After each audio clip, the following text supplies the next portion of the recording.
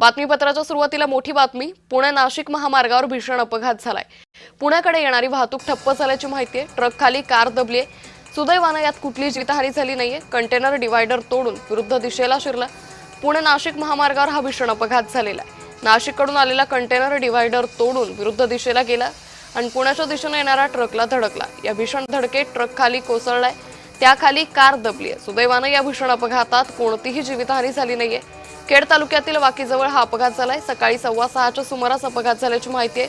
या अपघातात कंटेनर पुणे लेनवर आल्यानं पुण्याकडे येणारी वाहतूक तासाभरापासून ठप्प आहे, तर नाशिककडे जाणारी वाहतूकही विस्कळीत झाली आहे.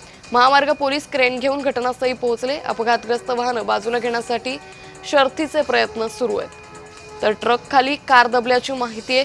हे दृश्य सध्या समोर येत आहेत. पुणे नाशिक महामार्गावर हा भीषण अपघात झालेला आहे. पुण्याकडे येणारी वाहतूक ही पूर्णपणे ठप्प झालेली आहे. गेल्या तासाभरापासून ही वाहतूक ठप्प असल्याची माहिती आहे. तर ट्रक खाली कार दबली आहे. सुदैवानं या अपघातात कुठलीही जीवितहानी झाली नाहीये. कंटेनर डिवायडर तोडून विरुद्ध दिशेला आल्यानं हा सगळा अपघात झालाय. पुणे नाशिक महामार्गावर भीषण अपघात झाल्याची माहिती हाती लागलेली आहे. या संदर्भात अधिक माहिती घेऊयात आमचे प्रतिनिधी अमोल दरेकर यांच्याकडून. अमोल, हा भीषण अपघात झालेला सध्या कशा पद्धतीनं हे ट्रक हटवण्याचं काम सुरू आहे?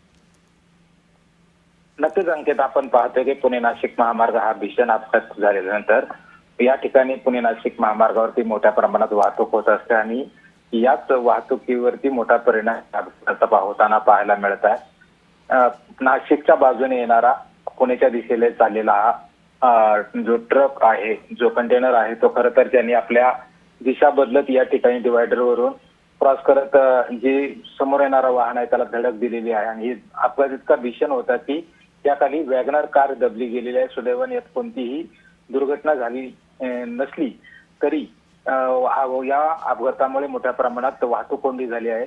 महामार्ग पोलिसांनी या ठिकाणी शर्थीचे प्रयत्न सुरू केलेले आहे आणि या अपघातातील दुर्घटनाग्रस्त वाहनांना बाजूला करण्यासाठी मोठे शर्थीचे प्रयत्न सुरू आहेत. निश्चित या संदर्भातले अपडेट घेत राहू. तुर्तास धन्यवाद अमोल, आपण दिलेल्या सविस्तर माहितीसाठी.